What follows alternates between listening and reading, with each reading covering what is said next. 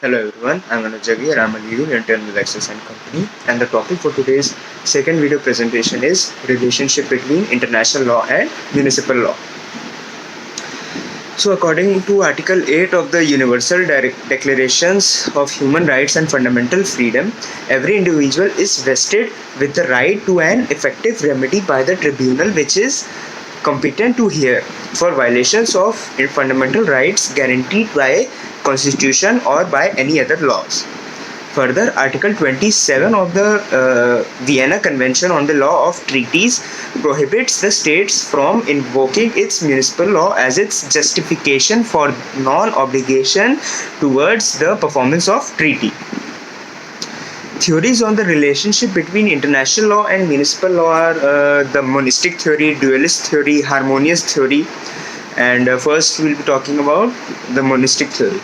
So, in the international law operates only at international level, and the municipal law operates only on its local jurisdictional limits. Further, it is determined by the nature. The law of nature is objective and universal in nature. Further, municipal law and international law, if looked together, is nothing but a single system. In a true monist country, there is no need for the translation of international law into municipal law. International law can be applied to a municipal court and can be invoked by the citizens, and further contingent on the fact that the international law is translated into the state's municipal law. In a true monist state, if a national law contradicts the international law, then it becomes null and void, and no matter whether it is constitutional, whether it is of a constitutional nature or not. In a monist state, the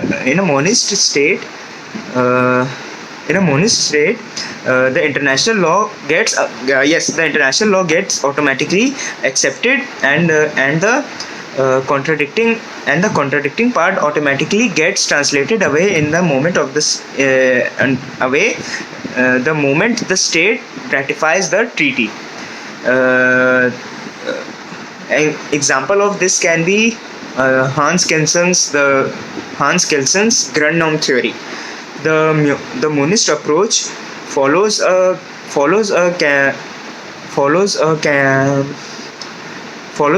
Kelsen's theory or philosophy of law, which favors a unitary conception of law.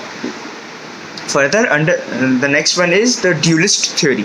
So dualists have the difference between international law and municipal law and have agreed for the adoption of international treaties in the municipal law of the state.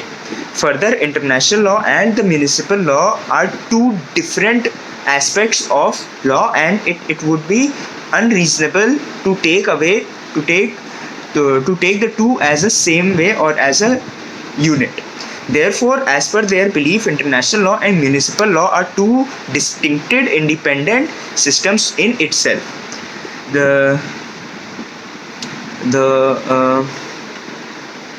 Further, there was a jurist called as Lauterpacht who said on dualism that he was a judge and was an advocate of natural law, and he accepted the international law observes the precepts of natural law.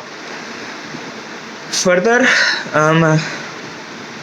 next one is the harmonization theory, which was formulated by Rousseau amongst others, and the attempts to establish a recognized theoretical framework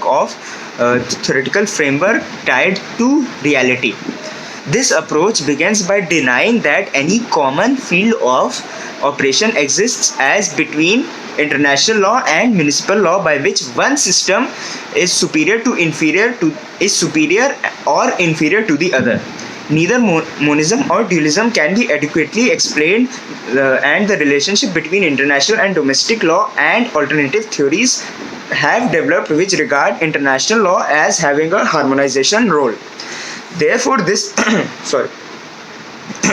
this method of solving the problem does not deeply affect and into the theoretical consideration, but aims at being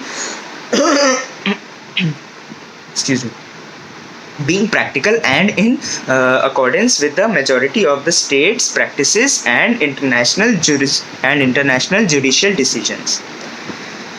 So this was the concept or the difference between international law and municipal law, and all the three theories which I explained, and I hope I was able to give you guys a clear picture of the topic. So thank you.